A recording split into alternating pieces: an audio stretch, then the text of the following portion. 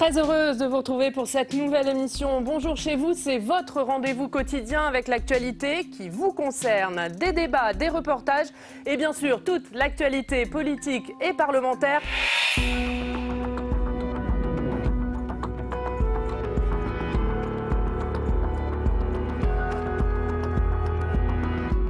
Bonjour à tous, bienvenue sur Public Sénat, premier numéro d'Allons plus loin. Je suis ravie de vous retrouver. Nous sommes ensemble pendant 2 heures. 2 heures en direct avec vous. On va prendre le temps d'analyser, de questionner toute l'actualité politique, parlementaire, mais aussi internationale. Vous allez le voir.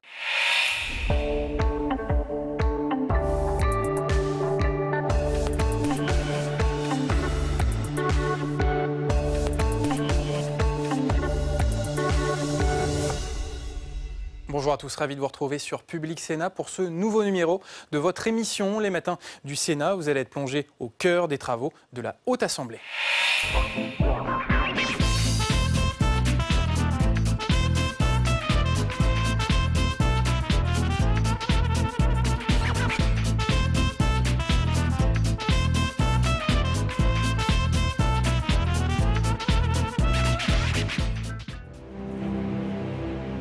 Bonjour et bienvenue pour ce nouveau Manger c'est voter. Vous l'avez compris, nous sommes sur la côte normande, à Arromanches, à l'emplacement même où les Alliés débarquèrent en 1944 pour sauver le monde libre de la barbarie nazie. Justement, nous allons rencontrer des hommes et des femmes qui, dans une forme de résistance, continuent à se battre pour préserver un mode d'agriculture, des traditions, un savoir-faire alimentaire qui nous permettent de nous protéger de la malbouffe.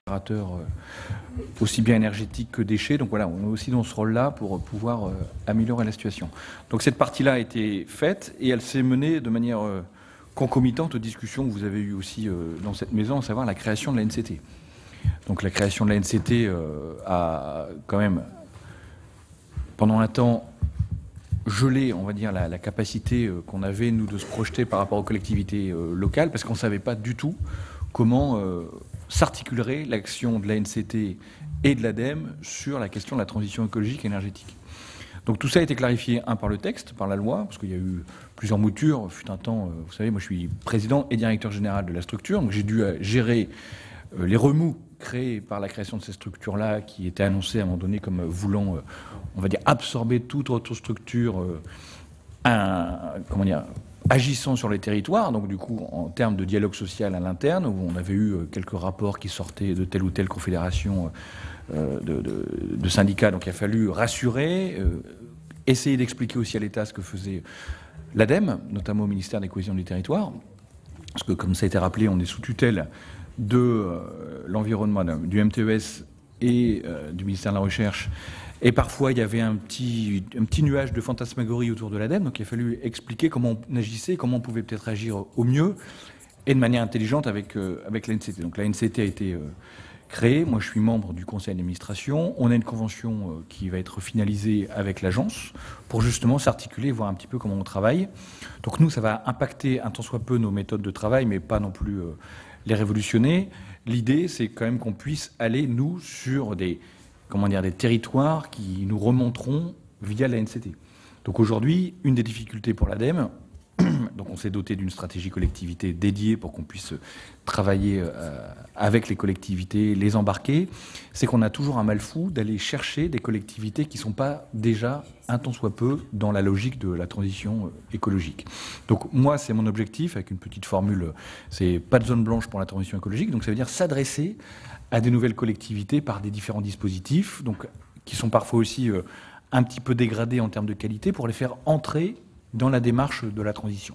Donc ça, c'est ce que nous, on a demandé à la NCT de nous aider à identifier, à pouvoir, on va dire aussi, animer via les DDT. Donc tout ça est en train de se caler. Je ne dis pas que tout est réglé. Il faudra qu'on regarde un petit peu comment tout ça se met en place. Donc les cibles collectivités ont été traitées. Moi, je me suis engagé aussi à voir souvent les élus, notamment les présidents de région et les VP en charge de la transition énergétique ou de l'économie circulaire ou de la mobilité, ou dans ce que, on va dire, le petit panel, l'inventaire que vous avez fait des missions de l'ADEME, il y a une mission qui monte beaucoup, c'est la mobilité, donc suite à la LOM et aux impacts climatiques du post-transport. Donc voilà, donc là on travaille bien. On a aussi quelques demandes, mais c'est pas toujours simple, parce que la compétence n'est pas clairement identifiée sur la question des départements. Donc les départements veulent interagir avec nous, donc on peut le faire via l'angle de la précarité énergétique. Donc c'est avec ça qu'on essaie de travailler avec les départements. Et les communes via notamment un label qu'on a développé qui s'appelle Citergie, qui permet justement de s'embarquer de manière conséquente dans la transition énergétique à l'échelle locale. Et on essaie d'y rattacher dorénavant les EPCI et les métropoles pour pouvoir avoir un peu plus de comment dire, percussion, si vous me permettez l'expression. Donc ça, c'est un premier point. Les relations avec l'OFB, je vous mentirais en disant qu'on a fait beaucoup de choses en 2 ans.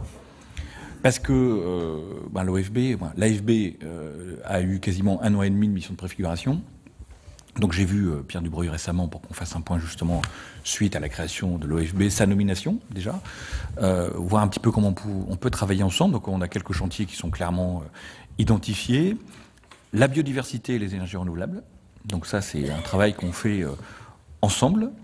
On a un sujet sur le biomimétisme, donc une thématique qui est en train de monter, comment on peut se servir de la nature pour trouver des solutions industrielles ou des solutions de remplacement à des produits chimiques. Donc là, nous, on a un partenariat avec le centre d'excellence européen qui est basé à Senlis pour justement travailler là-dessus. Donc on a fait ce travail-là et normalement, on devrait faire plus à terme en espérant que la situation soit stabilisée en termes institutionnels à l'OFB.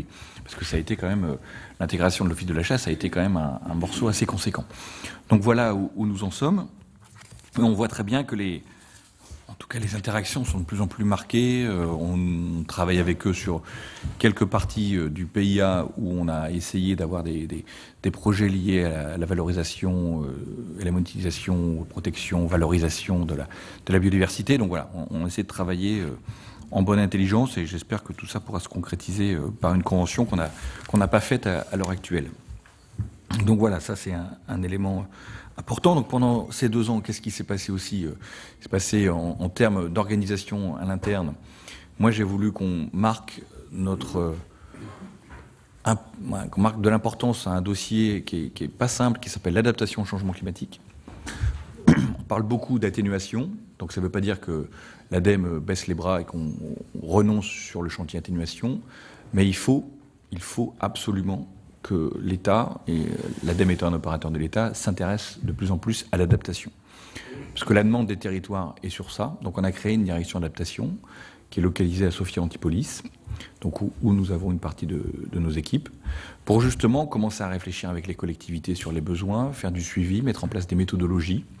Donc on a lancé un premier appel à manifestation d'intérêt là pour travailler avec différentes collectivités et différents types de collectivités, parce qu'on a ces problématiques-là. On voit aussi qu'il y a une demande de plus en plus forte du secteur économique qui s'intéresse. Donc naturellement, on peut penser à la question de l'agriculture, mais c'est beaucoup plus que ça. C'est notamment le tourisme. Et vous voyez par exemple aujourd'hui l'annonce dans les Pyrénées de la fermeture d'une des stations de ski par faute de neige. Donc voilà, il faut commencer à réfléchir sur qu'est-ce qu'on met pour remplacer certaines activités qui sont peut-être vouées à disparaître quand ils sont liés à ces cycles naturels. Et d'autres approches, j'étais hier avec la SNCF, comment on travaille sur la résilience de toute la question des réseaux. Donc c'est valable pour RTE, c'est valable pour Enedis, c'est valable pour GRT, c'est valable pour la SNCF. Donc c'est des questions comme ça qu'il faut qu'on arrive à enclencher, à développer vraiment une vraie expertise, voir comment on peut y travailler et toujours rester en alerte. Donc je ne dis pas que c'est simple, mais en tout cas, ça va beaucoup plus vite. En tout cas, c'est ce que disent les scientifiques. Le changement climatique va beaucoup plus vite que ce qui avait été annoncé. Donc la question de l'adaptation doit aussi aller de pair. Donc ça, c'est une direction que j'ai voulu marquer. Deuxième grand axe interne, la problématique des entreprises. Donc comment on fait pour que les entreprises soient beaucoup plus embarquées elles-mêmes dans la transition écologique et pas simplement la question de l'économie verte. Ça, on sait, il y a un écosystème qui existe, que l'ADEME connaît bien, qu'elle accompagne depuis très longtemps. C'est comment on fait muter l'ensemble de notre appareil productif d'un côté et l'ensemble des forces économiques, y compris sur le sujet emploi et formation. Alors moi, quand j'étais parlementaire, j'ai participé à beaucoup de conférences environnementales à l'époque et j'étais toujours dans les tables rondes liées à l'emploi vert. Et au final, on disait toujours qu'on n'a pas de données. J'ai fait ça pendant 4 ans. Pendant 4 ans, j'ai entendu le même discours. Donc du coup, en arrivant à l'ADEME, j'ai voulu, moi, qu'on puisse travailler plus fortement sur la question de l'emploi et des formations. Donc on est en train de travailler sur l'identification, comment on fait. Là aussi, il faut peut-être qu'on aille beaucoup plus loin, au-delà de l'ADEME, mais par exemple dans tout ce qui est le référencement des activités. Donc ça, c'est plus un problème statistique porté par l'INSEE et compagnie. Mais donc un vrai travail, je pense, qui participe de la réassurance ou non dans la transition écologique. Si, et on le voit sur les fermetures annoncées de telle ou telle tranche de centrales nucléaires, centrales à charbon ou autres activités, plus on va aller vers des restrictions économiques sur des sites industriels, qui sont souvent en plus assez fournis en emploi, si on n'a pas de discours par rapport à la formation, à la reconversion, on aura des freins à la transition. Donc moi, je fais partie de ceux qui pensent qu'il faut qu'on travaille sur ces aspects-là.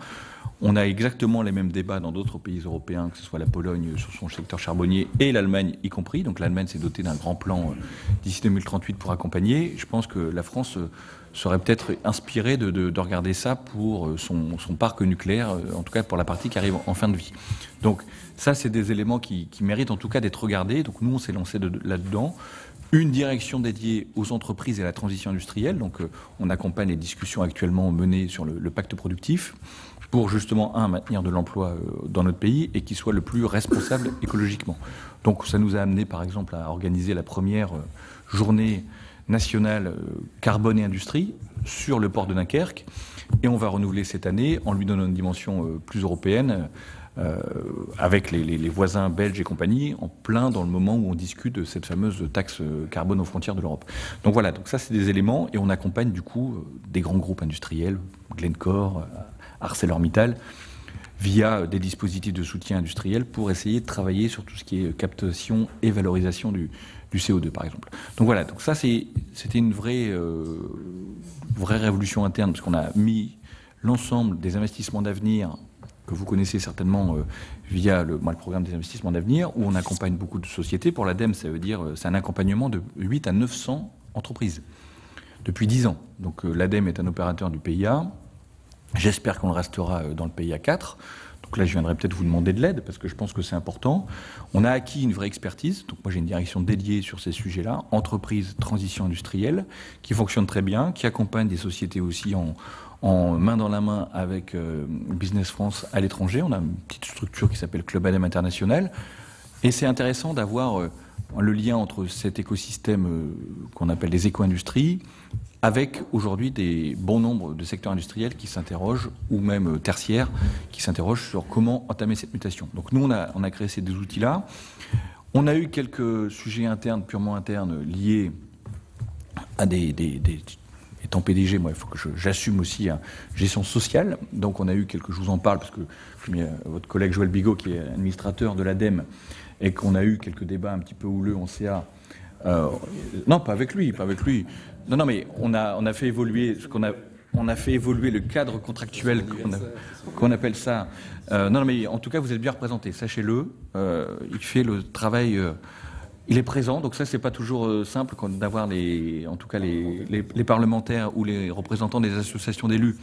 Et pour nous, c'est important parce que nous, dans le débat, et ce que j'ai expliqué lors de ma prise de fonction, dans la question du dialogue qu'on doit, nous, avoir, je pense à un opérateur public, certes financé par l'État, mais en tout cas qui est au contact et au service aussi des collectivités, c'est important qu'on puisse avoir un dialogue constant avec les représentants des collectivités et des chambres. Donc, on a fait évoluer le cadre institutionnel, donc j'ai dû dénoncer la convention collective, donc pas toujours très simple dans un établissement public.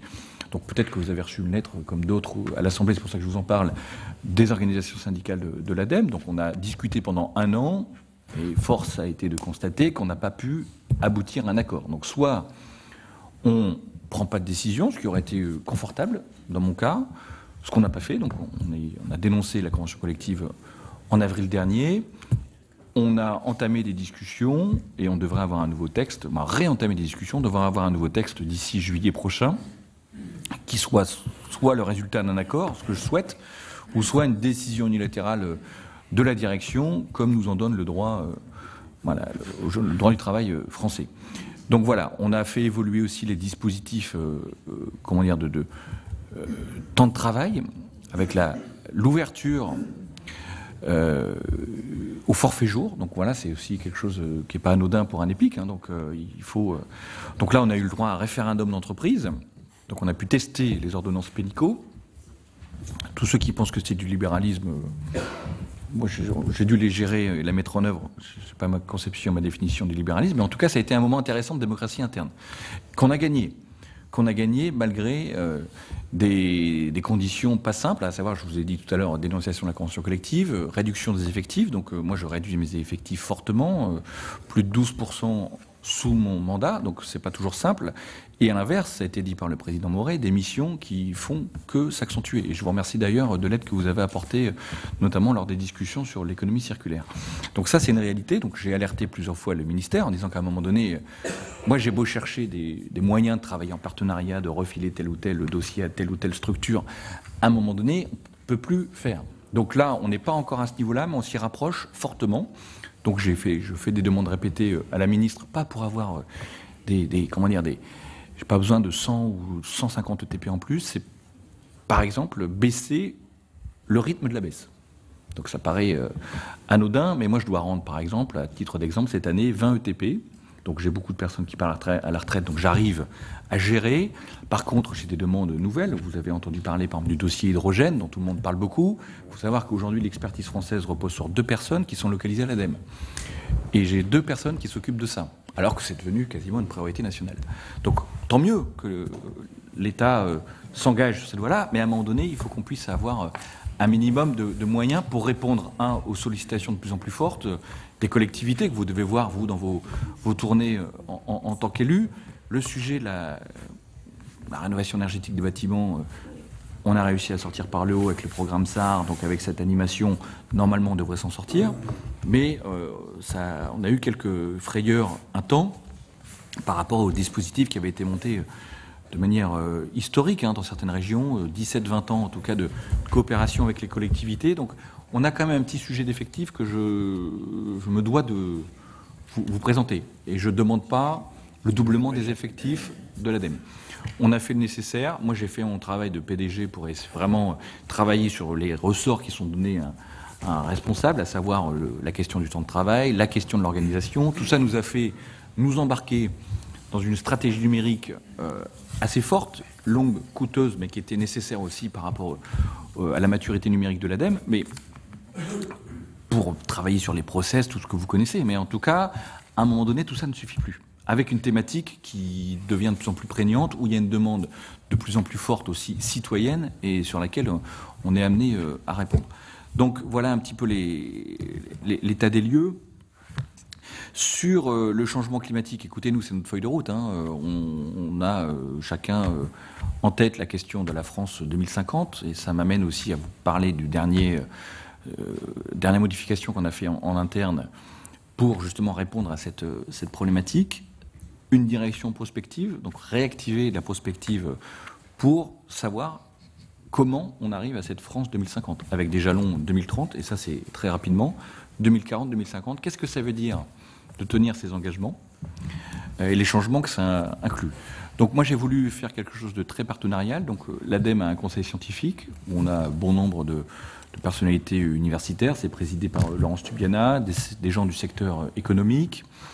Donc on les a mis à contribution et on a noué beaucoup de partenariats avec d'autres secteurs pour justement voir comment tel ou tel groupe d'entreprises, tel ou tel secteur s'intéresser à la prospective, comment eux voient les choses pour qu'on puisse affiner nos hypothèses. Donc ça c'est un travail j'espère qu'on sera en capacité de rendre courant 2021 avec 2 entrées, la question énergétique, c'est-à-dire le sang d'une activité économique, et la question des ressources, donc liées à l'économie circulaire. Comment on fait pour enclencher un vrai changement de modèle. Donc voilà, et je terminerai sur les 2 points concernant éolien. Donc éolien, nous, ce qu'on a démontré, c'est qu'une éolienne en France, je pense que c'est important de ne pas toujours regarder ce qui se passe et les informations tronquées qu'on reçoit d'outre-Rhin.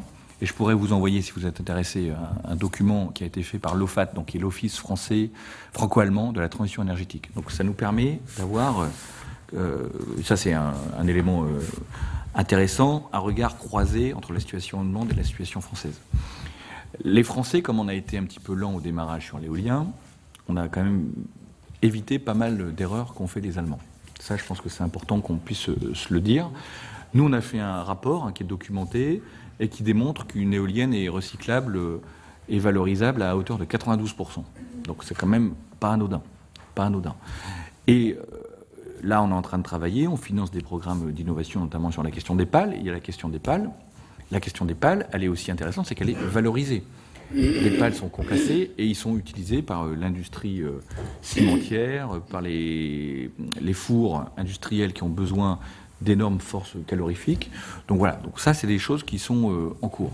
On a travaillé aussi avec l'industrie éolienne pour les alerter et travailler avec eux sur tout ce qu'on appelle acceptabilité. Donc quand c'est fait correctement, on ne peut pas dire qu'on ait beaucoup de problèmes. Vous avez plusieurs maires d'ailleurs qui témoignent, hein, c'est des éléments intéressants. Après, je pense qu'il y a eu un sujet, ça c'est peut-être plus sur l'articulation de la PPE, de concentration dans certaines régions, et parfois de concentration dans certains départements. Donc voilà, et ça c'est peut-être sur l'articulation de la planification qu'il faut rediscuter. Moi je n'ai pas de religion sur le sujet. En tout cas, je vois que ça génère certains commentaires et certains désaccords. Et après, moi je pose la question, c'est comment on fait pour atteindre les objectifs. Les objectifs, et pas simplement en sachant les difficultés qu'on a aujourd'hui. Alors moi je veux bien qu'on renvoie en disant oui on peut faire 6 EPR, c'est pas à moi de décider. Sauf qu'aujourd'hui on voit qu'on a quelques difficultés quand même et que RTE par exemple s'inquiète de notre capacité à passer différents hivers. Donc il faut qu'on soit aussi conscient de ça. Donc il y a des efforts à faire par l'industrie éolienne, je pense qu'ils en sont conscients. Il faut travailler à l'intégration paysagère, donc ça on y travaille aussi avec l'OFB, c'est des réflexions qu'on mène. Et on travaille aussi sur les modalités de financement. Donc on suit un petit peu quelques exemples qui sont très intéressants, à savoir que la collectivité bénéficie au-delà de la retombée fiscale de l'installation d'un parc, parce que l'actionnaire d'un parc éolien de financement, de retombées financières, que parfois les particuliers eux-mêmes, donc tout ce qu'on appelle éolien citoyen, fonctionne assez bien. En tout cas, participe de l'acceptabilité, et ça c'est des éléments très intéressants. Donc voilà, après la question qui est devant nous, c'est simplement, je pense que vous serez peut-être amené à vous positionner sur, par exemple, un renforcement des objectifs français sur la lutte sur le changement climatique, c'est comment on atteint ces objectifs-là. On se donne, vous voyez, la France est, par exemple, dans les chiffres qu'on s'était donnés dans la loi de 2015 sur la transition écologique, on voit qu'on est déjà en retard, on n'est pas sur la bonne tendance. Donc voilà, comment on fait alors qu'il y a une augmentation de demande, qu'on invite à plus d'électrification, en tout cas c'est la tendance qui est affichée dans la PPE. Voilà, on sait qu'on a un problème de foncier sur le solaire, donc ça je pense que si vous discutez avec EDF qui avait annoncé un grand plan solaire, ils disent qu'ils ont quelques difficultés de déploiement par l'accès au foncier. La question est encore devant nous, donc on peut. Et moi, je ne porte pas de jugement, je n'ai pas de jugement à émettre. Dire l'éolien, c'est pas bien, ci et ça, sauf qu'on s'est donné des objectifs, comment on fait et comment on fait pour les atteindre. Moi, c'est la question que je pose. Et nous, on milite aussi pour un élément important, c'est la sobriété énergétique, donc travailler sur la dépense énergétique, qu'on oublie assez souvent.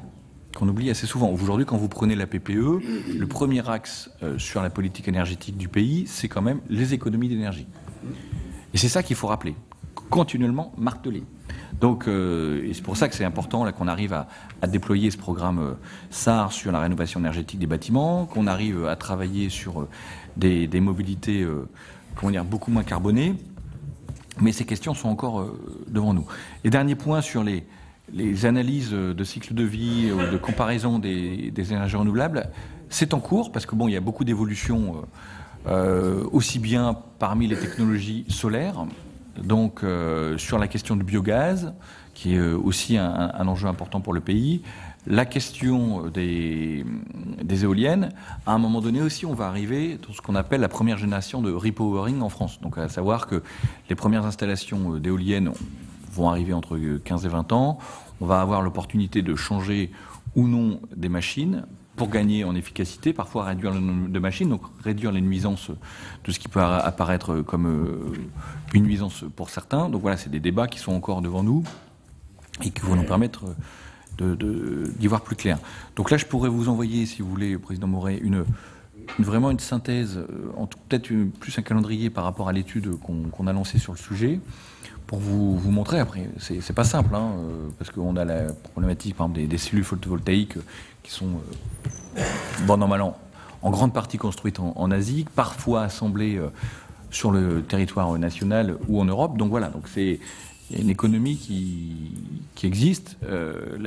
La question des éoliennes, et je terminerai par là, l'éolienne offshore. Donc là, on voit un démarrage assez conséquent. L'ADEME a été assez associée, parce qu'on nous avait demandé à l'époque de nous associer via les programmes d'investissement d'avenir dans la création des éoliennes, la génératrice développée par GE, que l'usine GE de Saint-Nazaire est en partie financée par l'ADEME. Donc on suit ça, on suit les 4 programmes pilotes de fermes éoliennes offshore flottantes, qui sont à mon avis des très bons moyens de produire sans trop d'intermittence, en grand volume, de l'énergie électrique. Donc voilà, qu'on a réussi à bien aussi préserver dans les discussions quand il a fallu savoir ce qu'on allait ou pas débrancher en termes de soutien. Voilà. On a les mêmes réserves que beaucoup d'autres sur l'hydrolien, pas parce que technologiquement ça marche pas, mais parce que c'est très cher. Donc on sort à des chiffres qui sont parfois 3 fois supérieurs à ce qu'on fait aujourd'hui en moyenne dans l'éolien posé. Et si je prends le dernier appel d'offres de Dunkerque, qui, avec les corrélations et les corrections apportées, on doit sortir à 65 € du mégawattheure. Pour l'hydrolien, on a rarement vu des choses en dessous de 200. Donc on a un vrai problème de coût qui est très lié à la maintenance des machines. Parce que vous avez un problème tout bête, hein, c'est que comme vous plongez du métal dans un milieu maritime, très vite il est colonisé, mais très vite colonisé par un ensemble tant mieux d'ailleurs, hein, d'éléments de biodiversité, tout ça. Donc ça c'est une réalité. Et derrière il faut pouvoir entretenir et ça coûte beaucoup. Donc sortir des machines qui pèsent parfois plus de 100 tonnes, pouvoir les remettre à l'eau dans une fenêtre de tir. Et pour ceux qui connaissent le maritime, on doit faire ça avec l'aide de bateaux qui coûtent très cher, compagnie. On voit que c'est pas simple. Donc nous on a financé de l'hydrolien fluvial, notamment via les investissements d'avenir avec la CNR. Voilà, il y a des dossiers qui sont en cours. On attend les retours d'expérience. Il y a eu des tentatives qui ont été avortées dans certains territoires. Mais là, on tient quelque chose d'assez c'est petit en termes de production, mais qui peut être complémentaire. Voilà ce que je pouvais vous dire, Monsieur le Président. Merci, Monsieur le Président. Je reviendrai peut-être tout à l'heure sur une question à laquelle je n'ai pas vraiment eu de réponse. C'est le bilan comparé des différentes énergies renouvelables. Mais on y reviendra tout à l'heure. Je vous envoyais un truc là-dessus. Oui, non, mais sur l'ensemble des énergies renouvelables, il y a eu des travaux assez complets. Oui. Bon, ok. Alors nous attendons patiemment. Je vais donner la parole à Monsieur Mandelli, qui est président du groupe d'études sur l'économie circulaire et qui a été notamment le rapporteur du projet de loi L'Homme. Merci, Monsieur le Président. Monsieur le Président de l'ADEME, effectivement sur l'économie circulaire, mais je pense que Martha aura aussi des questions à vous poser sur le sujet. On a pu travailler dans le cadre du projet de loi sur les missions nouvelles confiées à l'ADEME dans le cadre de l'élargissement et l'augmentation du nombre de filières responsabilité élargie du producteur. On avait prévu un certain nombre d'amendements qui n'ont pas pu être étudiés dans le cadre de l'article 40.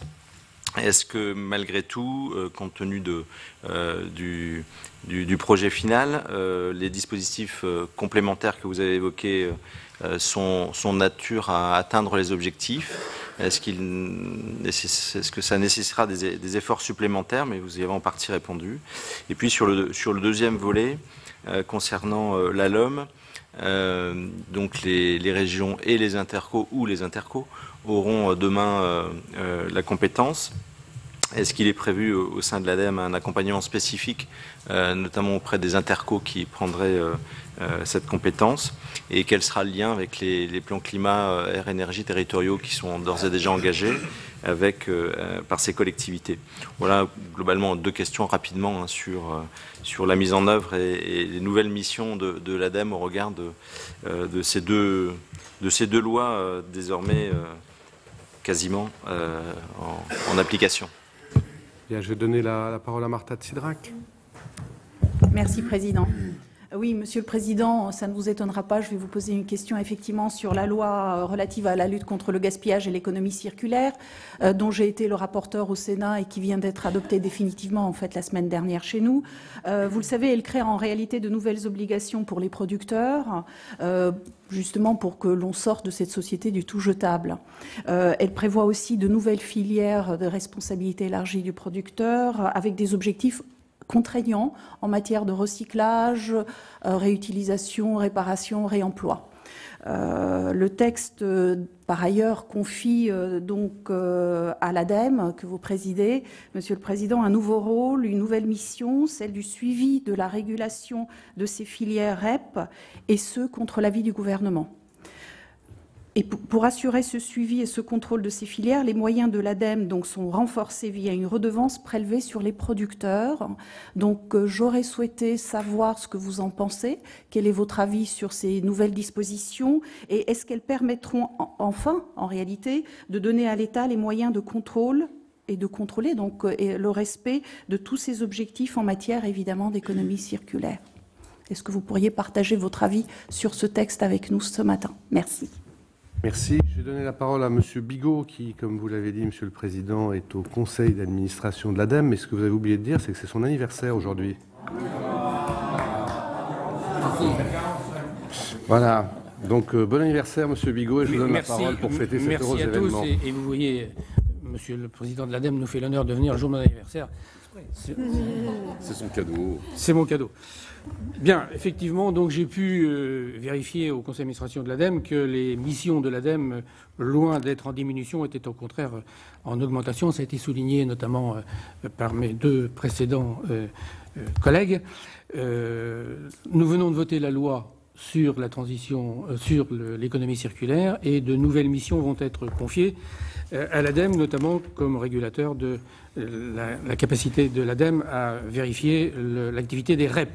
Les missions encore alourdies par l'évaluation prévue des performances de tri des collectivités locales dans le cadre de la gestion des déchets pour savoir si, oui ou non, on a réellement besoin d'une consigne pour les bouteilles plastiques désirées par les industriels de la boisson. Donc je suppose que vous allez devoir faire face à des tâches accrues avec des moyens dont vous nous avez dit qu'ils étaient en diminution, puisqu'on a perdu vous avez perdu une vingtaine de postes. Par ailleurs, dans l'objectif de la création de la NCT, et puis dans ce qu'on appelle la différenciation, décentralisation, il semblerait que les régions souhaitent mettre la main sur certaines activités de l'ADEME. Jusqu'ici, les projets éligibles à l'ADEME étaient placés sous l'autorité de l'État et étaient jugés en fonction de leur pertinence écologique. Je voudrais savoir quelle est votre position par rapport à cette évolution voulue par les régions dans ce processus de décision. Est-ce qu'il n'y a pas un risque de maintenir des disparités entre les régions? Est-ce que cette volonté de différenciation dans le cadre de la transition écologique pourrait également concerner la rénovation énergétique des bâtiments? Et là, je voudrais vous parler du SPEP, le service public de performance et d'amélioration de l'habitat. C'est une question récurrente sur laquelle j'ai déjà eu l'occasion d'intervenir plusieurs fois. Ce lundi 3 février, Leclerc, c'est-à-dire le réseau pour la transition énergétique, ainsi que 3 autres structures de l'État, appellent à aller plus loin. En 2019, seules 25 000 rénovations basse consommation ont été réalisées. On est loin de l'objectif des 500 000 rénovations définies par la loi de transition énergétique qui aurait dû être atteint en 2017. Et vous avez indiqué tout à l'heure que le secteur des économies d'énergie était à réaliser en priorité, la meilleure énergie étant celle qu'on ne consomme pas. Alors c'est vrai qu'on a mis en place le dispositif SAR, et il aurait besoin d'être précisé. Comment s'assurer de la qualité des travaux achevés? À l'heure actuelle, on constate beaucoup de contestations, beaucoup de difficultés dans l'application de ces programmes, une certaine, différence selon les opérateurs. Et donc, j'aurais voulu savoir comment vous engagez là-dedans. Enfin, dernier point, comment est-ce que l'ADEME s'inscrit dans le programme de dépollution des sols? On nous parle beaucoup de la nécessité d'arrêter l'artificialisation des sols. On a beaucoup de sols à l'heure actuelle pollués. Comment est-ce que l'ADEME s'inscrit dans ce dispositif? Je vous remercie. C'est vraiment parce que c'est l'anniversaire de M. Bigot que je vais laisser parler aussi longtemps. Je le dis pour les autres, ça ne crée pas un précédent. C'est juste la majoration d'un anniversaire. Monsieur Chevrelier, qui est rapporteur pour avis des crédits de la biodiversité. Oui, merci Monsieur le Président. Monsieur le Président d'ADEME, effectivement, moi je salue justement, étant rapporteur des crédits sur la biodiversité, la volonté de l'ADEME de travailler davantage en collaboration avec l'Office français de la biodiversité pour préserver la biodiversité. Vous avez évoqué la nécessité d'agir davantage pour l'adaptation au changement climatique. Dans ce cadre, moi je voudrais relayer les attentes des collectivités locales qui ont besoin de davantage de moyens et d'être davantage soutenues pour mettre en œuvre les plans climat, air, énergie territoriaux, pour justement être en capacité d'atteindre les objectifs. La programmation pluriannuelle de l'énergie, la dernière mouture vient d'être présentée. On voit que dans celle-ci, de nouveau, je considère qu'il y a un effort insuffisant fait en direction de l'hydrogène. Vous en avez parlé, c'est quelque chose, c'est une énergie importante et le soutien financier n'est pas assez important. C'est la même chose du côté de la méthanisation et qui est l'économie circulaire, revenus complémentaires, notamment pour nos agriculteurs. C'est un élément extrêmement important. Quel est votre regard sur ces deux énergies?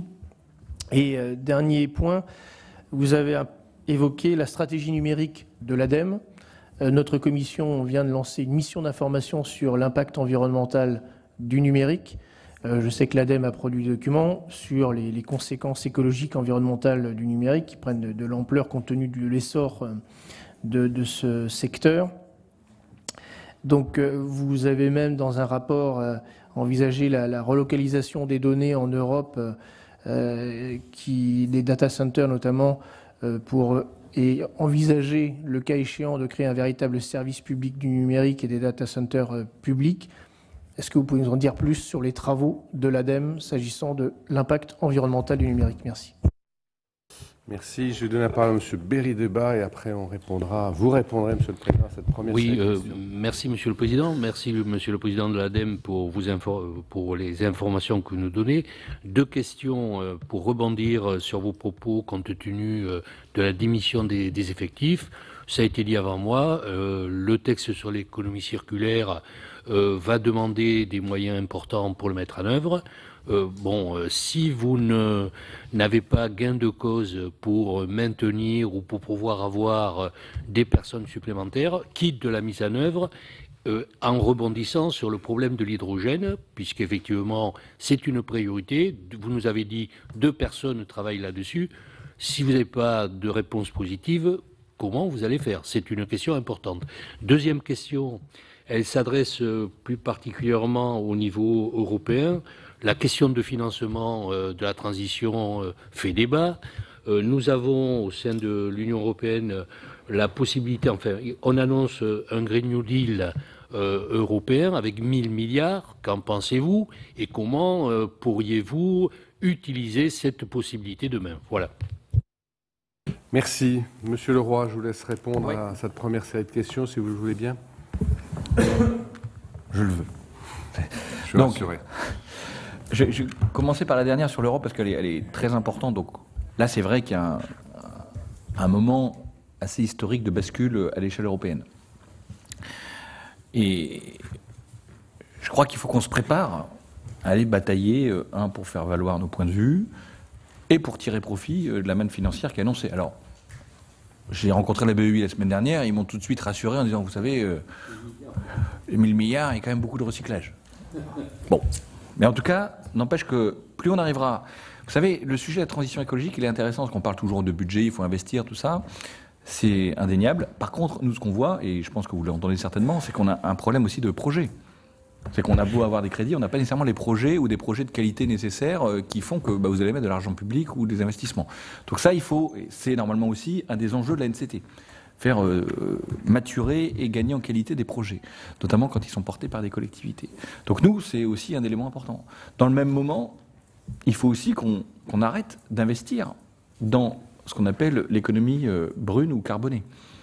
Parce que quand vous prenez aujourd'hui les tendances, et c'est documenté, si vous voulez, je pourrais vous envoyer tout ça, on finance, nous, avec la Caisse des dépôts, un suivi des investissements dans l'économie, dans la transition écologique, on court après à lapin. C'est qu'on a investi toujours, chaque année, un peu plus dans l'économie carbonée. Donc c'est sûr qu'il manque certainement des investissements dans la transition écologique, donc des investissements verts, mais en même temps, on continue de creuser pour... Donc il faut qu'on arrête cette pompe-là avant de dire qu'on va basculer tout vers l'économie verte. Et moi, c'est ce que je vous disais tout à l'heure par rapport à la transition, notamment des secteurs industriels. Donc il faut qu'on les accompagne. Tout ça, ça coûte, mais il faut que dans le même temps, on arrête d'investir dans des choses dont on sait qu'ils ont un impact négatif en termes de climat. C'est tout le débat que vous avez eu qu'on a eu collectivement, les banques françaises, y compris sur l'investissement à l'international dans les centrales à charbon. On a beau financer chez nous des parcs éoliens ou des centrales solaires, si de l'autre côté on finance des installations charbon conséquentes, c'est pas très cohérent au final. Donc ça, c'est un élément important. Donc nous, qu'est-ce qu'on fait ? Écoutez, moi je suis ravi qu'on ait gagné quelques projets européens depuis un an. J'ai demandé aux équipes de repartir parce que en ayant de l'argent européen, on peut s'asseoir, si vous me permettez l'expression, sur certaines règles de réduction des effectifs. Donc si je suis financé à 100% par un projet européen, j'ai le droit d'embaucher de manière directe. Pas toujours simple. Donc là, on a réussi à se mettre autour d'une table avec Bercy pour travailler intelligemment. Mais en tout cas, la loi et les règlements nous permettent. Donc, du coup, moi, j'ai demandé aux équipes de repartir, chercher des financements européens pour notamment travailler sur des projets complémentaires des nôtres avec des partenariats pour pouvoir bénéficier de ça et récupérer 5-6 ETP par-ci, 1 ETP par-là. Voilà. Donc ça, c'est une disposition qu'on a mise en œuvre. Donc on a repris attache assez fortement avec les instances bruxelloises pour justement se remettre un petit peu dans l'écosystème européen. Donc moi, je suis assez favorable au Green Deal. Après, il faut voir comment on va le décliner et il ne faut surtout pas perdre de temps. Donc là, vous avez... on a reçu pas mal de documents, il y a un calendrier qui est annoncé, qui est assez ambitieux. Donc voilà, il faudra voir un petit peu comment on arrive à faire. Et ça nous renvoie à la question que j'évoquais tout à l'heure par rapport à la production électrique d'origine renouvelable. Et je crois que l'Europe va encore pousser, notamment dans le temps 2 des plans énergie-climat nationaux, pour qu'on ait encore plus d'énergie renouvelable. Donc il faudra qu'on puisse suivre tout ça. Donc comment je ferai si je n'ai pas les effectifs nécessaires ? Et ça me permettra de répondre à Martin en même temps. Par bonheur, la disposition est restée à la CMP. Vous savez, comme quoi les effectifs sous plafond, les effectifs sous plafond de l'ADEME ne sont pas concernés par la mise en œuvre de l'instance. Donc ça me permet, moi, normalement, de faire un recrutement à côté. Donc il faut d'ailleurs qu'on trouve une dénomination pour cette instance, parce que je sais pas, c'est pas une instance indépendante ou c'est pas une AI comme on a classiquement fait, mais en tout cas, ce qu'on a dit depuis le départ dans les débats, on avait commencé nous à chiffrer les besoins à 45 ETP au départ. Après, en retravaillant et en étant un peu moins généreux, on est arrivé sur une maille de 17-20 ETP. Ça, je pense que c'est ce qu'on peut raisonnablement accepter et faire avec ces ETP. Là, on est dans la phase de démarrage. Donc, on voit très bien que si on veut mettre en place,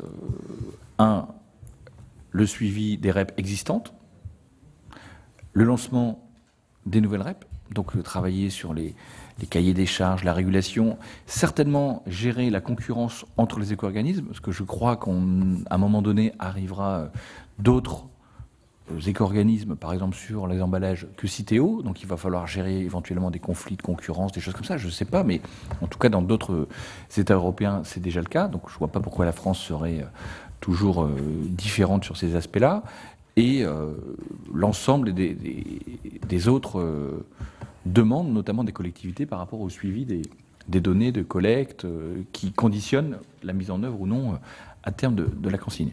Donc c'est un travail conséquent. Nous, on est ravis, on a milité. Moi, j'ai milité pour que l'ADEME soit, nommément la structure en charge de ça. On faisait un tant soit peu de ce travail-là déjà. Là, on s'installe dans la continuité, donc ça, c'est très bien. Mais il va falloir qu'on puisse avoir les moyens de travailler, parce que la demande est forte par l'ensemble des acteurs économiques. C'était dit tout à l'heure, il y a un groupe qu'on a qualifié de collectif boisson. On a bien vu à un moment donné qu'on avait un sujet de données dans ce débat. Et pour les collectivités, pour le citoyen aussi, pour savoir pourquoi il paye sa redevance, à quoi ça sert, et puis la mise en œuvre, j'espère, d'un modèle d'économie circulaire, il va falloir qu'on puisse avoir des instruments de pilotage, donc des données de bonne qualité. Et ça, on ne pourra pas le faire simplement en le disant. Donc il va falloir qu'on se mette sérieusement au travail. Nous, on est déjà au travail, sachez-le. Donc on commence à travailler sur le cahier des charges, notamment pour lancer les études pour la question de la consigne, parce que je crois que le calendrier est assez serré pour mettre en place les indicateurs et compagnie. Donc là, les équipes sont déjà au travail et on commence à préfigurer cette première instance, comment on va l'articuler aussi, comment nous, on s'articule par rapport à des conflits d'intérêts potentiels, vu qu'on est financeur assez conséquemment de tous les centres de tri ou la montée en gamme des équipements liés à l'extension des consignes de tri. Donc voilà, il faut qu'on travaille là-dessus. Nous, on est ravis que ce soit l'ADEME qui soit identifié. On avait alerté sur nos sujets d'effectifs. On a été entendu par le Parlement. Donc voilà. Donc la question maintenant, c'est qu'il faut que cette disposition survive au PLF, parce qu'on entend quelques bruits, disant on n'a pas, comme certains n'ont pas compris ce que c'était une CMP, on pensait qu'on pouvait donner des instructions. Mais je pense qu'en tout cas, il y a des traditions qui se conservent, c'est bien. CMP, c'est entre les chambres, c'est pas nécessairement. Donc voilà, tout ça, c'était une bonne nouvelle pour nous, et qu'on soit vigilant face à ça. Après, il y a une vraie question. Je pense que le gouvernement, en tout cas notre ministère du TEL, est aligné avec nous sur le besoin, si on veut faire les choses correctement, pour un secteur économique pas anodin quand même. Si on arrive vraiment à mettre les choses en place, on a des grands acteurs, et pas simplement Suez, Veolia et d'autres, on a des grands acteurs régionaux qui sont intéressés par ces sujets-là. On a un sujet sociétal qui est quand même pas anodin avec l'économie circulaire, et à faire basculer tranquillement notre modèle de production. Donc voilà. On est zioté par l'Europe, pas par les partenaires, parce que la France a quand même une longueur d'avance sur un bon nombre d'aspects en économie circulaire. Donc on a une obligation de réussite et nous on est prêts. On va se donner les moyens pour le faire. Si j'y arrive pas, pour revenir à la question du sénateur, si j'ai pas les effectifs, il va falloir qu'on fasse un choix. Donc le choix, il sera simple. Vous savez, moi j'ai quasiment 200 millions de crédits pour intervenir sur les équipements en déchetterie, lancer des études pour l'éco-conception, des choses comme ça. Et je prendrai sur ces effectifs-là et on désamorcera une pompe. Aux grandes dames des collectivités qu'on accompagne, notamment dans leur mise aux normes ou dans les questions d'articulation. Donc voilà, j'espère pas devoir en arriver à cet extrême-là, mais globalement, si on a une pression forte pour faire cette instance, et moi j'ai discuté longuement avec les éco-organismes, toutes et tous, ils ont besoin, d'avoir un interlocuteur régulier. Il y a beaucoup, je ne sais pas ce que vous avez entendu ça dans votre travail de rapporteur, il y a beaucoup de questions qui sont restées sans réponse, notamment des éco-organismes pour telle ou telle interprétation de tel dispositif, et ça, il faut qu'on puisse le faire. Donc les gens se tournent vers nous. Donc nous, c'est pas notre rôle. Donc on donne quelquefois quelques petits conseils, mais globalement, on est quand même à la marge de notre mission, parce que c'est pas à nous de faire ça, c'est à la DGPR. Donc il faut qu'on clarifie tout ça. Il y a une vraie attente. Et il faut qu'on arrive à la faire vivre. Donc ça, je pense qu'on sera à même de travailler correctement. J'espère qu'on aura les moyens pour le faire dans la durée. Donc voilà. Concernant tout ce qui est PCAET, M. Chevalier, le débat pour nous, et ça c'est une logique en tout cas forte pour l'État, c'est qu'à partir du moment où c'est réglementaire, on a le PCAET, on a arrêté de financer les PCAET quand c'est devenu réglementaire. Quand il y avait cette volonté un peu, on va dire, d'avant-gardiste de certaines collectivités, on les a accompagnés, c'est passé dans le droit positif. Donc, tous les dispositifs sont là, on a fait des méthodologies, on est sorti du financement du PCAET. On étudiera, quand on aura l'ensemble des PCAET, et là pour l'instant on n'en a quand même pas beaucoup, je pense que vos collègues... Roland Dantec vous le dit peut-être assez fréquemment, on a quand même pris du retard dans la réalisation des PCAET et surtout on a pris du retard parfois dans leur mise en œuvre. Et notamment dans le volet adaptation qui est, pour les premiers retours qu'on a, assez faible parce que justement ça n'a pas été vu comme une problématique par les bureaux d'études qui ont souvent élaboré ces PCAET. Donc voilà, moi je pense qu'il faut qu'on fasse attention de se relancer, éviter de se relancer dans une nouvelle génération, parce que ça prend du temps, c'est chronophage.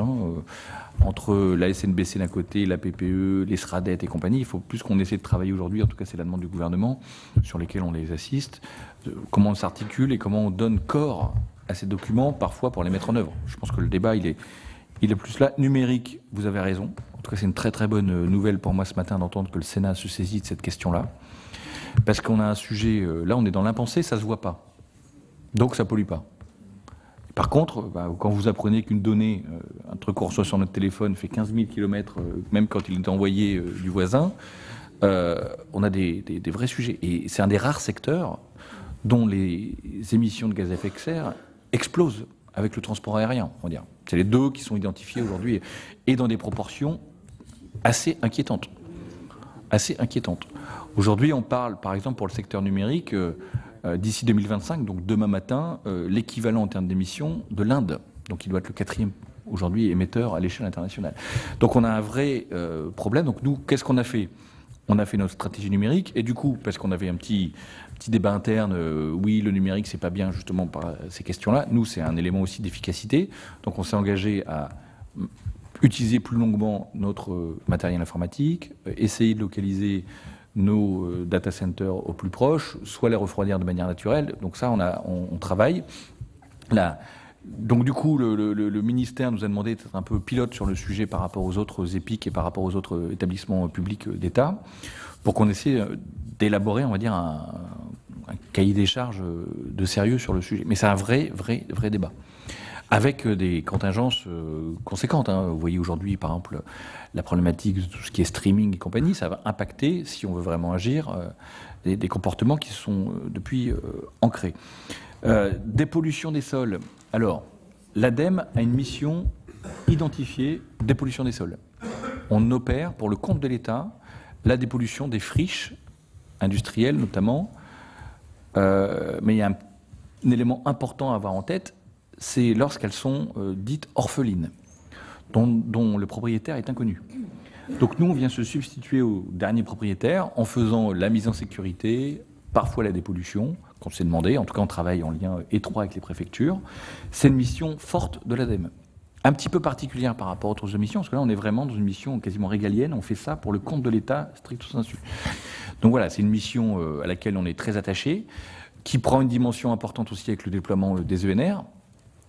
Et la question, c'est comment on traite les friches qui ne sont pas orphelines.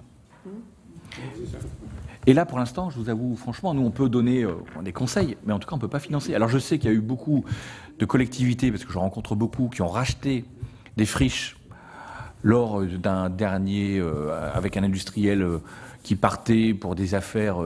La collectivité s'est substituée à l'industriel en rachetant les friches sans savoir exactement le niveau de pollution, des choses comme ça. Il y a quand même bon nombre d'exemples aujourd'hui. Et là, on est un petit peu dans une partie de ping-pong. On se retourne vers nous en disant, mais bon, l'ADEME, mais nous, on est sur les sites orphelins. Et nous, on n'a pas les budgets ni les effectifs pour traiter ces sujets-là.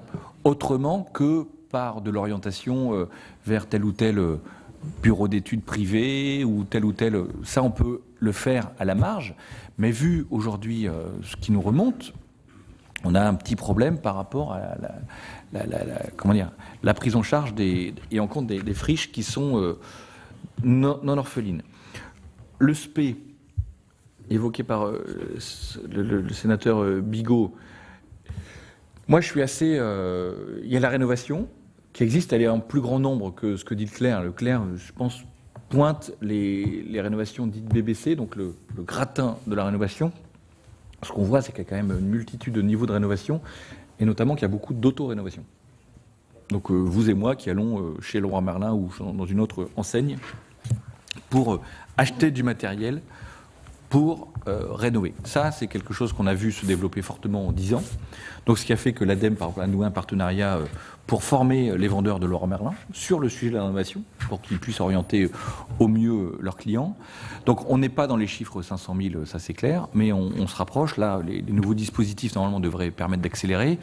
Et le SPE, pour vous donner un ordre d'idée, en tout cas, qui va être embarqué dans le programme SAR, donc cette mission qui confie aux régions développer un service public de l'efficacité énergétique de l'habitat, aujourd'hui, il est financé via un programme C2E que l'ADEME opère au niveau national avec les régions, doté de 200 millions d'euros. Donc chaque année, moi j'avais entre 20 et 22 millions d'euros pour faire vivre les espaces info et les plateformes. Aujourd'hui, on triple annuellement ce qu'on peut mettre à disposition des collectivités sur ces sujets de plateformes et d'espace info énergie. Donc on va d'ailleurs, normalement, l'idée c'est quand même d'en ouvrir des nouvelles pour couvrir les zones où il n'y en a pas. Et après, il faut le stylo, il est quand même principalement dans la main de la région. Donc ça a été clairement établi lorsqu'on a fait le programme SAR, de dire c'est la région, de par son chef de fila identifié dans la loi NOTRe, qui peut mettre en place un dispositif, s'assurer de la bonne relation avec les EPCI. Bon, c'est pas toujours simple, notamment quand il y a des métropoles puissantes qui ont elles-mêmes mis en place des dispositifs, on a un peu de frottement. Donc là, nous, on a l'ambition que ça fonctionne. On a réussi à rassurer l'ensemble des acteurs, notamment le programme Flamme, tout ça, toutes les plateformes, les espaces info-énergie. Je crois qu'il faut qu'on se dise les choses. Alors moi, c'est une conviction profonde. On a un problème aussi de main-d'œuvre. Donc on peut écouter la FFB, la CAPEB, il n'y a pas de problème. Mais moi, je crois qu'on a un problème de trouver des artisans pour faire ce travail-là. Donc aujourd'hui, ce n'est pas une priorité du secteur. Et donc du coup, on a du mal, même quand on a des dispositifs, à pouvoir faire réaliser ces travaux. Donc ça, c'est un élément important. Donc il faut peut-être qu'on embraye sur cette thématique-là. C'est pas simple parce que le secteur nous dit que non, mais on le voit au quotidien, nous, dans nos remontées de terrain, la difficulté d'avoir des devis, d'avoir des gens qui viennent après avoir fait un devis. Bon, il faut qu'on, à ce sujet-là, je pense qu'on est quelques-uns autour de la table à avoir des expériences avec des artisans du bâtiment et de manière empirique, on peut témoigner. Donc ça, c'est un élément important, mais en tout cas, on va dire, les choses sont là. Donc j'espère que ça va se décanter. On a signé avec la région Bretagne la semaine dernière donc le première vraie convention SAR sur l'articulation. Donc voilà, ça continue, il y a des discussions. On a un comité de pilotage prévu en mars. Donc plutôt actuellement rassuré, un petit sujet mais politique, hein, vous imaginez bien, entre les métropoles ou les grandes agglos et les régions. Bon, voilà. Donc comment on s'articule et ça, c'est pas de notre ressort. Je remonte les questions. La loi 3D, importante. Alors, vous avez raison, les régions, pas toutes. Et je pense qu'il faut qu'on fasse une distinction entre les régions et l'ARF. Veulent avoir ont des velléités parfois sur l'ADEME. Moi, j'ai discuté avec plusieurs présidents de région. Ce qu'il faut qu'on évite au maximum, c'est les doublons. Donc, je pense qu'on est tous à la chasse aux doublons. Et après, tout le monde loue le fait d'avoir une structure nationale où il y a une expertise de top niveau. Et moi, je vous l'ai dit quand j'étais venu il y a 2 ans, on a milité, nous, et je milite, moi, pour le maintien de l'ensemble des implantations de l'ADEME à l'échelle de l'ancienne carte Anténôtre, donc pour nous permettre d'être au plus proche des territoires. Ça, il faut le maintenir. Il faut certainement qu'on travaille différemment pour permettre à la région de rentrer pleinement dans sa compétence. Et à l'inverse, j'ai les EPCI qui viennent me voir en me disant « Mais attendez, nous, on ne veut pas être sur le bord de la route, on ne veut pas être à la main de la région sur ces sujets on met en œuvre au quotidien. » Donc ça, c'est à s'articuler. Donc nous, ce qu'on a proposé, c'est ce qu'on appelle un CTER, donc un contrat de transition écologique régional, donc qui nous permettrait déjà d'animer l'ensemble des CTE qui continuent de fleurir sur le territoire et de travailler sur la gouvernance. Donc par exemple sur une gestion déléguée de certains types de crédits pour qu'on puisse avoir des objectifs communs, État assumé aussi par l'ADEME et région, donc pour qu'on puisse s'embarquer vraiment sur la transition. Donc ça, c'est le côté décentralisation. Il y a le côté différenciation. Je pense qu'il y a des collectivités et des régions qui sont beaucoup plus mûres et volontaires que d'autres. Donc il faut qu'on arrive peut-être à travailler différemment selon les régions. Donc nous, on est prêts à ça. Après, c'est pas nous qui écrirons la loi. Et dernier point, déconcentration. Moi, j'essaie d'expliquer aux préfets de département qui veulent tous avoir un bout d'ADEME dans leur département que à l'échelle d'une grande région comme Nouvelle-Aquitaine, quand j'ai 35 personnes, où il y a 12 ou 13 départements, 35 entre la secrétaire et le directeur régional, je suis incapable de mettre de l'expertise à disposition de chaque département. D'expertise polyvalente. Donc ça, c'est une réalité, donc il faut que ça, on accepte ça, et qu'on arrive à travailler en bonne intelligence, notamment avec les DDT. On y travaille, hein, donc moi, c'est une demande que j'ai faite aussi aux équipes, j'en ai parlé aux différents ministères aussi impliqués. Ça va plutôt dans le bon sens, mais c'est des vrais, pas révolution, mais changement de méthode de travail. Donc la communauté de travail est en train de s'établir entre l'ADREAL, la DDT, l'ADEME, et on verra aussi comment on articule tout ça avec la NCT. Ça se met en place, le CRMA notamment. Il faut que ça puisse vivre et que ça puisse s'installer. Il faut éviter, je pense, les soubresauts aussi réglementaires, notamment sur l'organisation de l'État dans les territoires. Voilà. Merci. Je vais donner la parole à monsieur Louis-Jean Nicolaï, qui nous représente au sein de l'ANCT, et ensuite à monsieur Boyer. Bien, merci monsieur le Président. Monsieur le Président, vous avez évoqué l'ANCT. Je voudrais juste Comme vous le savez, les conventions qui doivent être signées entre l'ANCT et les différents organismes associés dont fait partie l'ADEME doivent être aussi soumises au Parlement. Ces conventions pluriannuelles sur à la fois les modalités pratiques et financières. Est-ce que vous avez une idée? Ça devait être fait pour le 1er janvier 2020. Mais si j'ai bonne mémoire, on a déjà dépassé le 1er janvier 2020. Est-ce que vous avez une idée à peu près de quand pourront mettre en place ces conventions? Ça, c'est le premier point. Le deuxième point qui m'inquiète plus, c'est toutes les difficultés que vous venez d'exposer sur le fonctionnement de l'ADEME et les missions qu'on vous confie en plus, et les difficultés d'avoir les personnes. Je crois qu'il y a une forte attente dans les territoires du problème énergétique d'un côté, du problème des économies, du développement durable de l'autre. Moi, je fais souvent, on a fait la tournée des communes au moment des vœux, et dans les programmes, quand les maires ne se représentaient pas ou autres et parlaient de l'avenir, parce que ceux qui se représentaient ne pouvaient pas parler de l'avenir, on sentait que la volonté de développement durable, de transition énergétique était une priorité maintenant. Les équipements, souvent des communes, ont eu lieu, et il y a une priorité. Où est-ce qu'on en est avec la NCT? Est-ce que vous pensez que dans le courant du premier semestre, les choses seront réglées? Et deuxièmement, quels moyens vous allez pouvoir mettre à disposition des collectivités locales, puisque ce sera les territoires qui vont apporter des idées? Est-ce qu'il y a une réorganisation alors régionale, départementale ou quoi de l'ADEME pour pouvoir fonctionner le plus efficacement possible? C'est ce qu'attendent les élus, d'une grande efficacité sur ce problème d'amélioration et de transition énergétique. Merci, Monsieur Boyer. Oui, merci, Monsieur le Président. On est tous d'accord, je pense, pour dire que l'éolien, donc je vais venir à l'éolien, fait partie aujourd'hui des objectifs dans le cadre de la transition énergétique. Par contre, on s'aperçoit aujourd'hui que de nombreux départements, de nombreuses régions ont décidé de stopper le développement anarchique de l'éolien. Et je citerai simplement une position du président de la République qui a dit: la capacité à développer massivement de l'éolien, il faut être lucide et réduite. Le consensus sur l'éolien est en train de nettement s'affaiblir dans notre pays. Il y a l'éolien offshore qu'on en a relancé et développé très fortement, mais de plus en plus de gens ne veulent plus voir d'éolien près de chez eux. Ils considèrent que leur paysage est dégradé. Donc, est-ce que vous ne pensez pas aujourd'hui que le problème de l'éolien est un problème de proximité et d'acceptabilité? Parce qu'aujourd'hui, on a une règle de proximité d'éoliennes qui est à 500 mètres des maisons d'habitation. Et je pense qu'il n'est pas très raisonnable aujourd'hui d'avoir des parcs éoliens de 45-50 éoliennes concentrées sur un même territoire. Donc ma question est, quelles sont les orientations? Vous en avez déjà un petit peu parlé, mais je vous prie que vous puissiez rentrer un peu plus dans les détails. Quelles sont les orientations politiques de l'ADEME aujourd'hui pour une transition énergétique éolienne respectueuse de l'environnement et de la santé? Merci, Monsieur Gold. Oui, merci, Monsieur le Président. Merci, Monsieur le Président du CA de l'ADEME. La question que je vais vous poser, moi, elle reprend en partie celle de Guillaume Chevrollier, mais au pire, elle permettra d'insister sur l'impact environnemental du numérique. La 5G, elle est vue sur les territoires comme un formidable outil de désenclavement ou d'aménagement du territoire, notamment parce qu'on va pouvoir traiter des problématiques de santé, voire des problématiques de déplacement.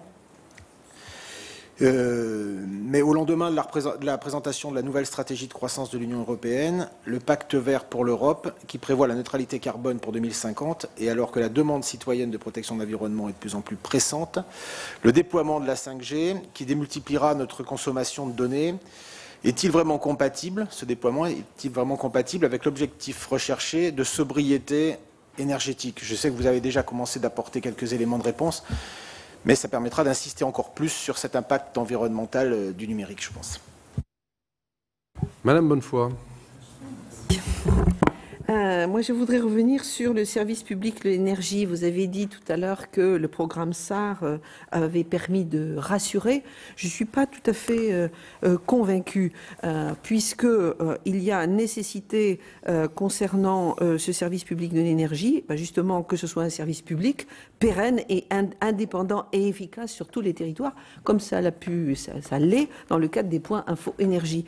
Or, le programme SAR n'est pas, de mon point de vue, un programme indépendant, puisqu'il il est financé par les certificats d'économie d'énergie, donc par des acteurs privés fournisseurs d'énergie. Et donc ce programme inquiète, et il inquiète pour cette raison-là, et il inquiète aussi parce qu'il demande le soutien des collectivités. Vous connaissez la situation des collectivités qui, par ailleurs, se sont engagées auprès de l'État à réduire leurs dépenses, et donc on aura le risque de ne pas pouvoir développer un service public à destination des particuliers, alors qu'on sait que c'est justement vers les particuliers qu'il faut aller.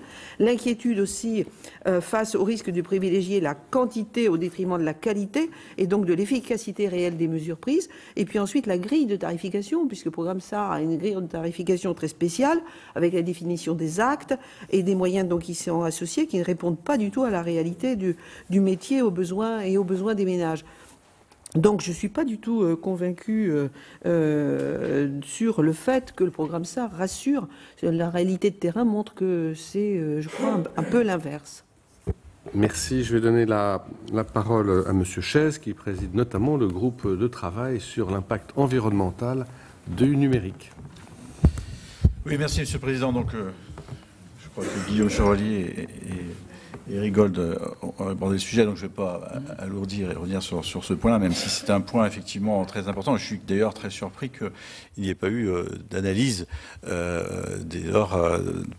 par l'ADEME sur le sujet.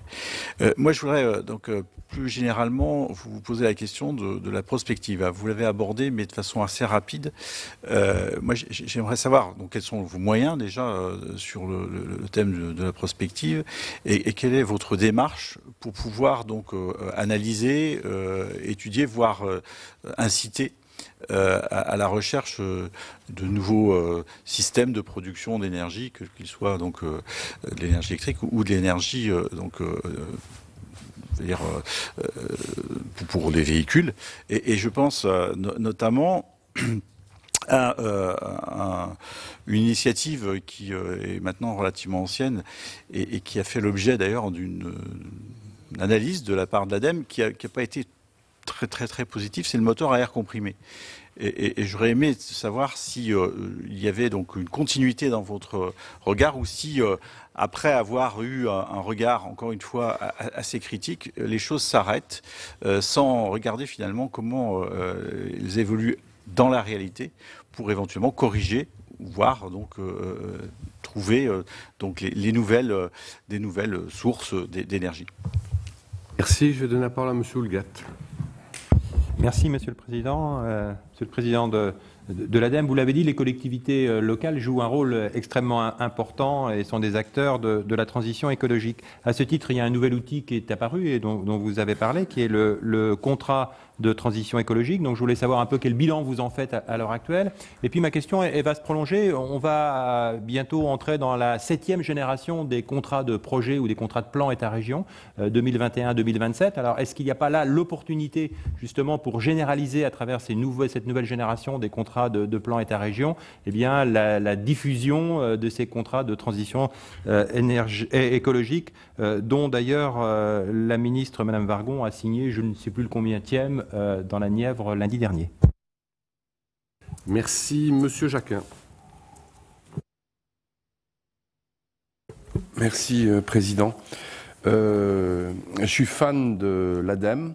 Quand j'étais président d'Interco, j'ai vu le travail d'accompagnement excellent qu'elle savait faire dans le nouveau modèle des déchets et le fait d'accompagner des petites collectivités fauchées dans le domaine du tri, le travail d'expérimentation, de diffusion et d'accompagnement. Je vous dis ça parce que j'espérais que dans le domaine des mobilités, l'ADEME puisse pleinement jouer ce rôle. Et on a toujours cette recherche de solutions pour les petites collectivités dans les espaces peu denses, à savoir comment elles vont pouvoir être accompagnées. Alors j'ai une question et je ferai une remarque.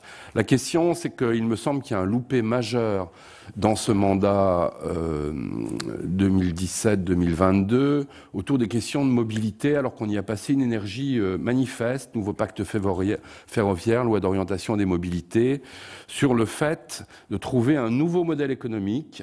Et ce sera ça ma question.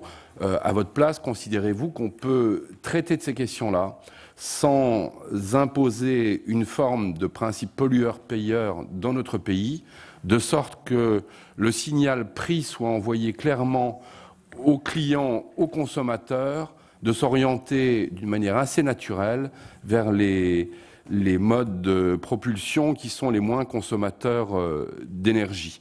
Et de quelle manière pourrait-on inventer ce moteur-là, de sorte qu'il ne coûte pas plus cher au global, mais qu'il soit institué selon un principe pollueur-payeur, un principe bonus-malus, tel qu'on le conçoit dans certains domaines. Puis on avait pu échanger directement d'une idée concernant le transport de marchandises, de la contribution carbone des donneurs d'ordre. Enfin, il y a plein d'idées. Est-ce qu'on n'a pas une dernière occasion pour ce mandat autour des travaux de la conférence citoyenne pour le climat, qui me semble être une très bonne initiative?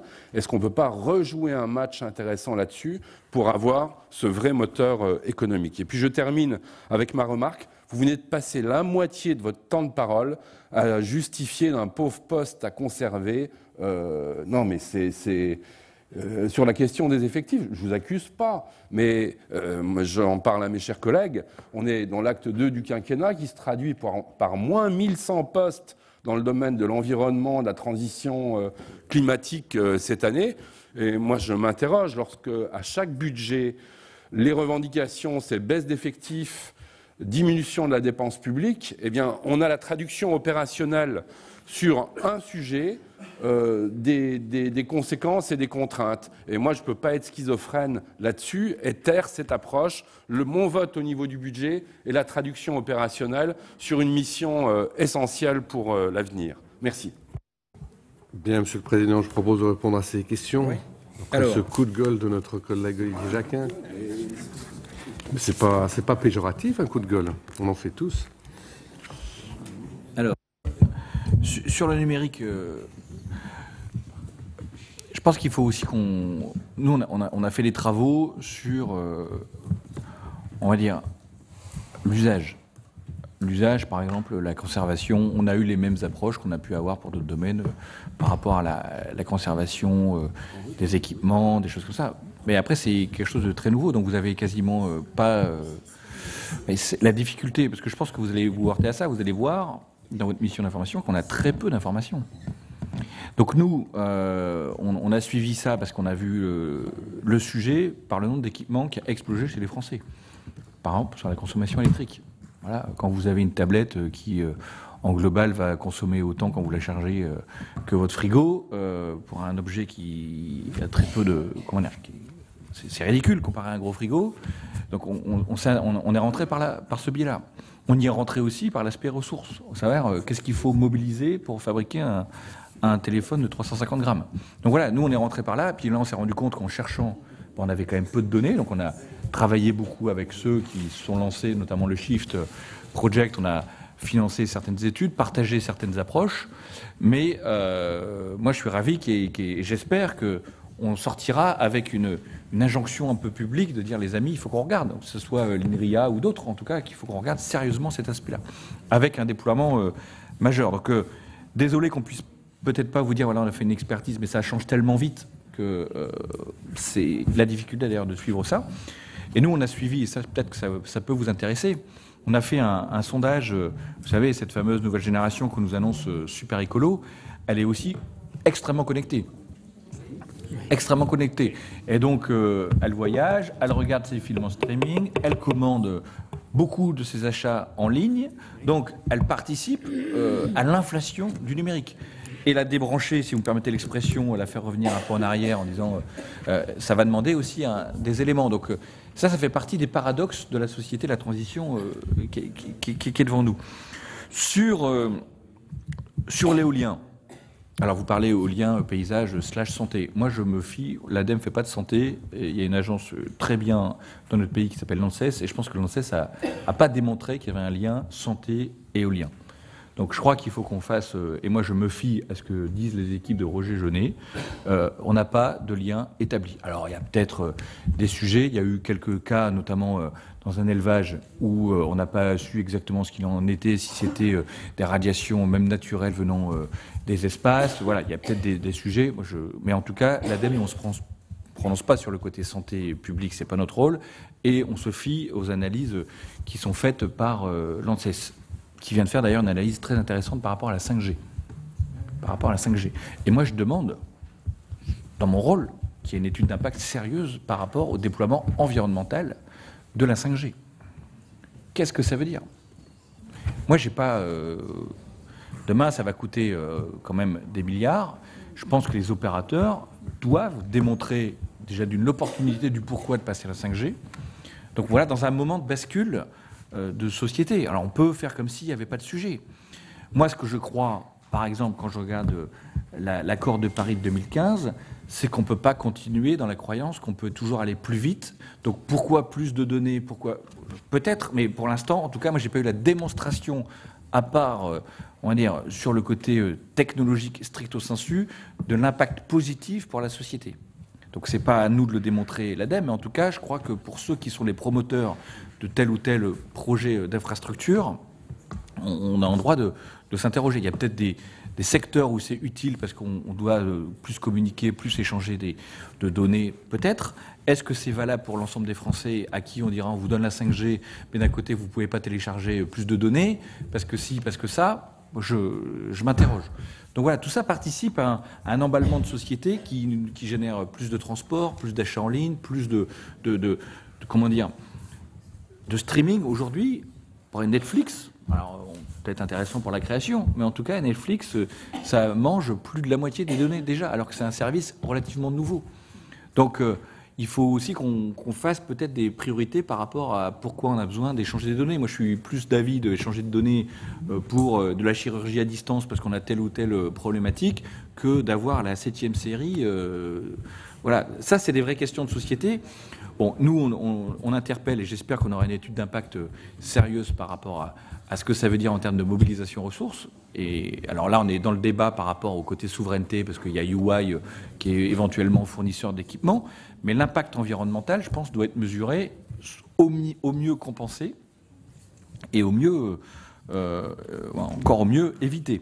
Donc ça, c'est un élément important. Donc sur l'éolien, pour répondre, nous, on n'a pas de... Je pense que le vrai débat, c'est la façon dont on a peut-être construit les appels à projets.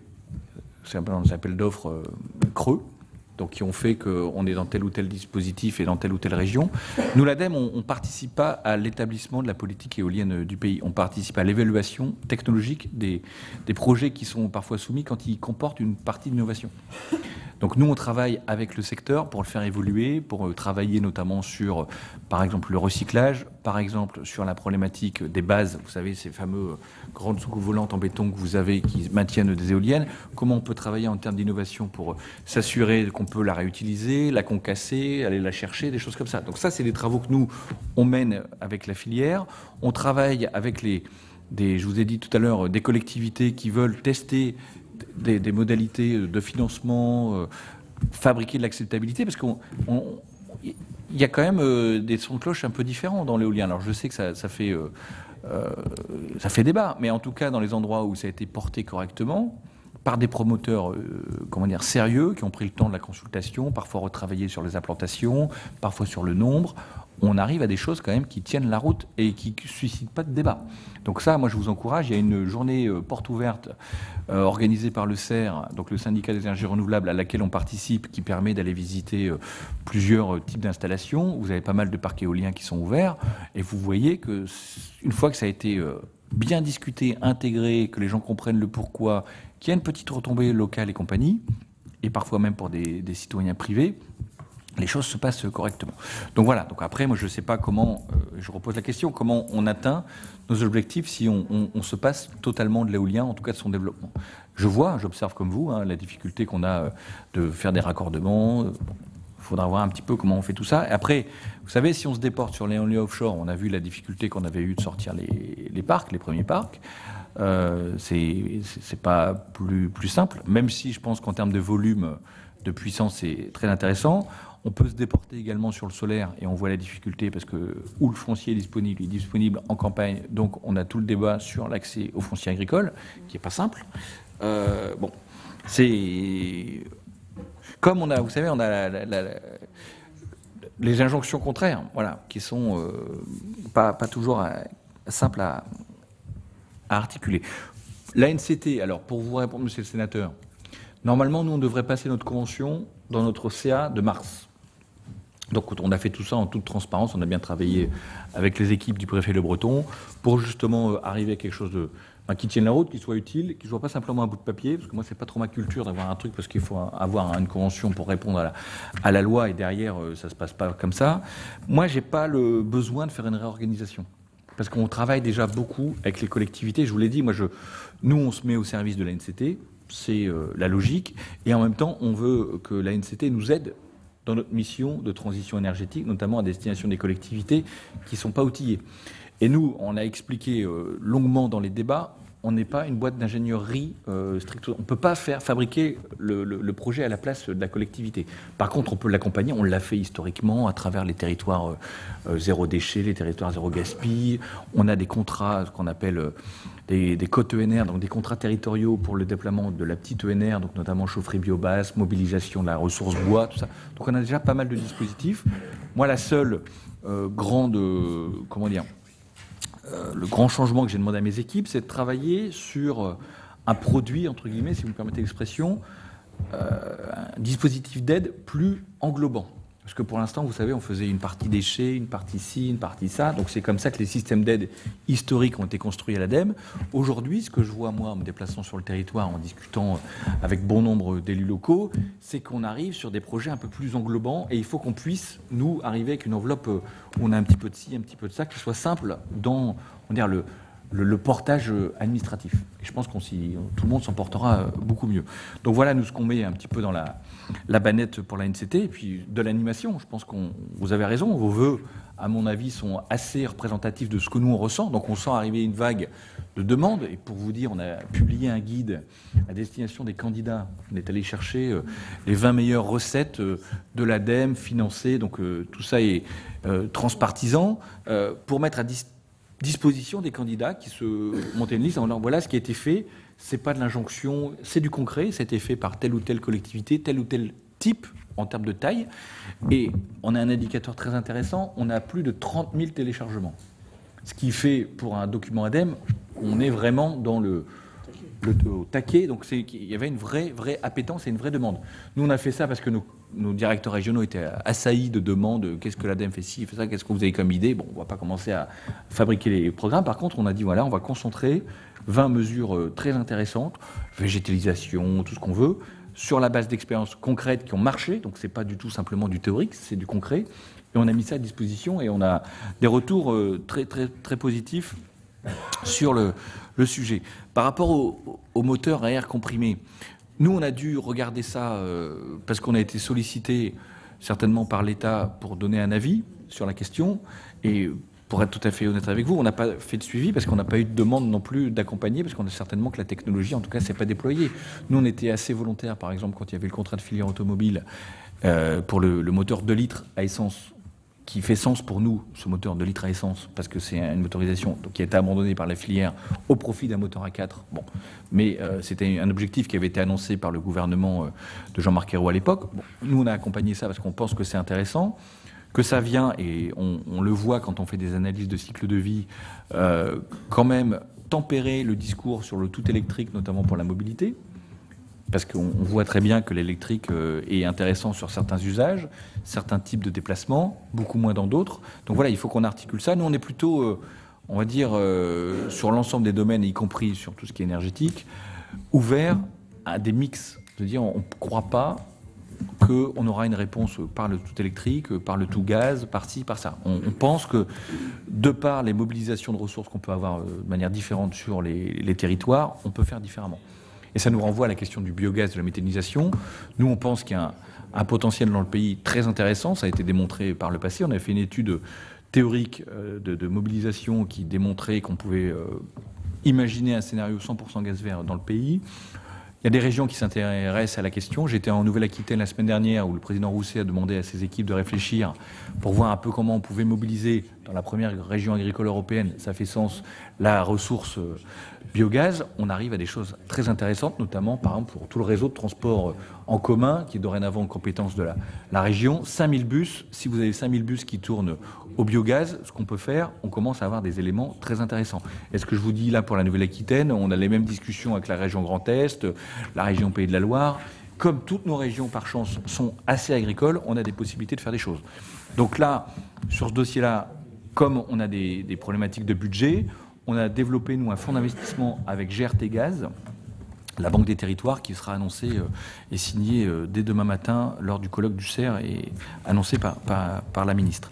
C'était l'audition du président du conseil d'administration de l'ADEME, l'Agence de l'environnement et de la maîtrise de l'énergie. Une audition au Sénat qui a notamment porté sur l'écologie et les entreprises et également sur la question des éoliennes. Ces éoliennes sont à la fois un symbole de la transition énergétique, offrant une énergie d'avenir, mais elles ne sont pas acceptées par la population locale car elles défigurent le paysage. C'est la fin de cette émission, merci de l'avoir suivi. Vous pouvez revoir tous nos programmes sur notre site internet publicsena.fr. Je vous souhaite une très bonne journée sur Public Sénat.